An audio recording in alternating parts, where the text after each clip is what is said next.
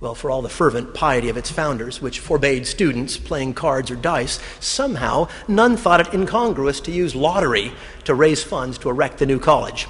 Benjamin Franklin was solicited to print 8,000 tickets. They sold well, though less well in Philadelphia, as Franklin was at the time seeking to establish a college himself. Franklin's first choice to lead his prospective Philadelphia college was the polymath Samuel Johnson, which honor he declined as he had his own collegiate enterprise in mind nearer at hand. In 1754, Johnson announced in the New York Gazette, the opening of King's College, later Columbia. The encyclopedic scope of Johnson's mind was reflected in the stunning range of the proposed curriculum, encompassing surveying, navigation, manufacturing, mines, meteors, history, husbandry, the heavens, all to be taught by himself with the sole aid of his son. For all its breadth, its aim was clear. The chief thing that is aimed at in this college, wrote Johnson, is to teach and engage the children to know God in Jesus Christ, and to love and serve him in all sobriety, godliness, and righteousness of life, with a perfect heart and a willing mind. In this ambition, Johnson hoped to engage the prolific William Smith as tutor, but in a stroke of poetic justice, Ben Franklin narrowly anticipated Johnson and acquired Smith for his embryo college in Philadelphia.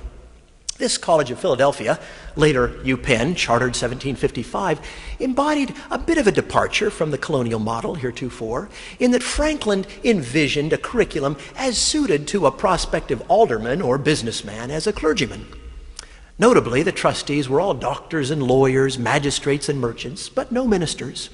Revivalist George Whitefield wrote to Franklin concerning his educational proposals that they might be improved by a heavier dose of Christ, but it would be a mistake to conclude that the Christianity at Penn's beginnings were merely token.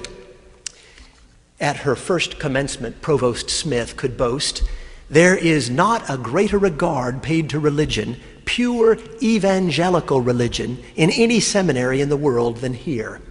When our students have arrived at their highest progress in philosophy or science, we are far from instructing them to think that their education is finished. When human science has done its utmost, it is from the gospel that they must complete their knowledge and draw superior wisdom." Of the 7 of Penn's first graduating class, 4 entered the ministry. If UPenn was not directly spawned by the Great Awakening, Brown, 1764, and Dartmouth, 1769, certainly were. Just as Princeton was especially founded to supply the dearth of godly learned ministers for the Presbyterian Church, the College of Rhode Island, later Brown, was to supply the need for Baptist ministers. And though the charter permanently ensconced a Baptist as president, one was not required to be a Baptist to attend. Indeed, generous birth was granted to religious conscience, a principle so notably prominent in Baptist tradition. The college rule, which required being absolutely and forever expelled for denial of God, good and evil, or the divine authority of the Old and New Testaments, was charitably relaxed for Jewish students. The young gentlemen of Hebrew nation are to be exempt from this law so far as it relates to the New Testament only. The germ that was to become Dartmouth College began in the mind of revival preacher Eleazar Wheelock, whose passion for souls extended beyond his colonial neighbors to the native inhabitants. Wheelock surmised that the greatest harvest among Indians would be gained if native sons were themselves the reapers. So he started a school to raise up and send out converted Indians to evangelize their own kinsmen. Dartmouth was to serve this same vision on a grand scale and frontier location. As its charter specifies, the college was erected for the laudable and charitable design of spreading Christian knowledge among the savages of our American wilderness.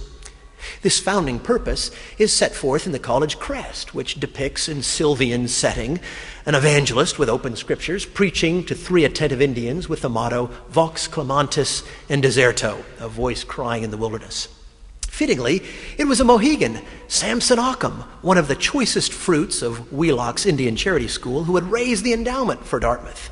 This converted son-of-the-forest turned preacher was an embodiment of Wheelock's cause, and dispatched to England delivered some 400 sermons, raising £12,000. King George III, duly impressed, himself contributing 200. Such surprising smiles of heaven secured the prospect to, in Wheelock's words, supper 100 Indian and English youths upon charity, and all with a view to the first and grand object of this institution, the spreading the blessed gospel of the Redeemer among the savages. Notice, Dartmouth was to educate not only Indians, also English, but not just any English. As Wheelock published, "Let the world know that there is no encouragement given that such as are vain, idle, trifling, and flesh-pleasing will be admitted here." From the founding of Dartmouth to that of the final college in the Ivy constellation, Cornell, we have the passing of nearly a century.